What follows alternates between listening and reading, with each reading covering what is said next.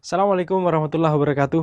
Nah, sekarang gini adik-adik, kita lanjutkan soal cerita tentang bagaimana sih kegunaan dari persamaan yang memiliki bentuk aljabar di dalamnya, yaitu bentuk huruf-huruf yang belum kita ketahui nilainya. Nah, caranya adalah misalnya kondisinya kita memiliki dihadapkan pada dua buah bilangan yang kita tidak tahu nilai itu berapa, ya kan? Banyak sekali kita akan temui di matematik ataupun di fisika, di kimia, di biologi, kita dihadapkan pada dua buah bilangan yang kita tidak tahu nilainya berapa. Misalnya bilangannya A dan B. Tapi kita hanya tahu selisihnya. Misalnya selisihnya adalah 25. Ya kan?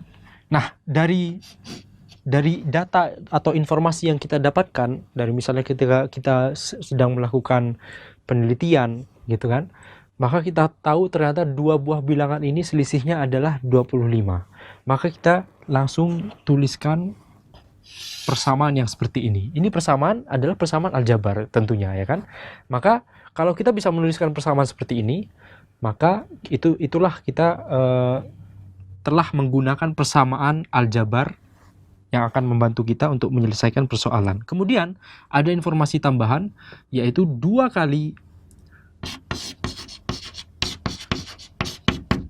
bilangan pertama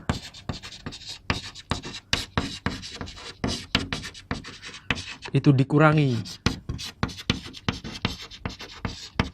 bilangan kedua, itu ternyata penjumlahannya sama dengan atau hasilnya sama dengan 175.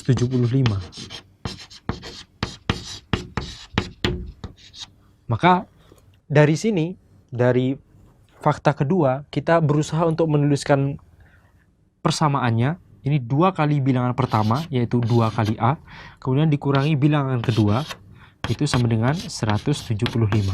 Nah, dari sini kita bisa dapatkan persamaan kedua.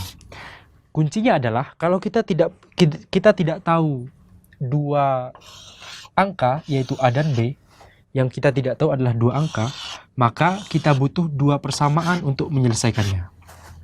Kalau kita tidak tahu 2 angka, tapi kita hanya punya 1 persamaan, misalnya kita tidak punya fakta ini, maka ini nggak bisa diselesaikan. A-nya berapa, B-nya berapa, kita tidak tahu. Bisa jadi kita sebut B-nya 1, maka A-nya 26. Kita sebut B-nya 5, maka A-nya 30. Kalau B-nya 10, maka A-nya 35. Ya kan? Jadi bisa bermacam-macam. Itu karena hanya 1 persamaannya. Sedangkan yang tidak diketahui ada 2 angka. Nah, jadi kalau ada 2 angka, minimal kita harus tahu punya 2 persamaan untuk bisa mengetahui 2 angka tersebut. Nah, makanya kita kita mendapatkan persamaan ini, maka kita yakin nanti persamaannya insya Allah bisa diselesaikan. Gimana caranya? Coba persamaan ini kita tulis ulang menjadi A sama dengan B tambah 25. Sehingga nilai A yang ini kita masukkan ke situ. Nah, strategi ini Kak Andi katakan kepada adik-adik, ini strategi ini sebenarnya bebas. Maksudnya kalau adik-adik nulis, gimana kalau saya tuliskan B-nya sama dengan, B-nya pindah sini, B-nya sama dengan 2A kurangi 175, Kak.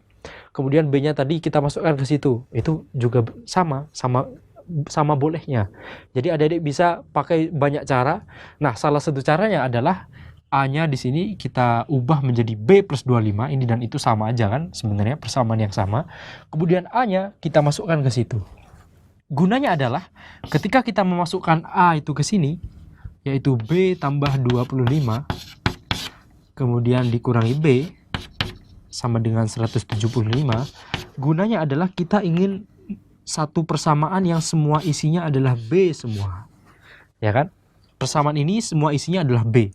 Kalau 2 persamaan yang awal, 1 persamaan isinya A dan B. Yang ini isinya A dan B juga. Maka gimana caranya kita menggabungkan 2 persamaan tersebut sehingga dalam 1 persamaan hanya ada 1 bilangan saja yang kita ingin cari nilainya, yaitu B. Nah, kalau sudah seperti ini, maka kita bisa selesaikan. Ini 2B tambah 50 kurangi B sama dengan 175. Kemudian 2B kurangi B menjadi B. 50 dengan 175 menjadi 150. 25. Sehingga kita dapat nilai B-nya. Kalau kita dapat nilai B-nya, maka kita juga dapat nilai A-nya dengan cara pakai persamaan ini. B tambah 25 jadi 125 tambah 25 menjadi 150.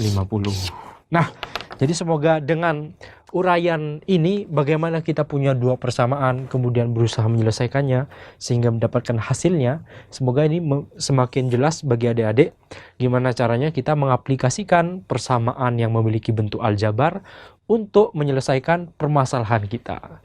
Insya Allah kita akan bertemu lagi di pertemuan mendatang. Wassalamualaikum warahmatullahi wabarakatuh.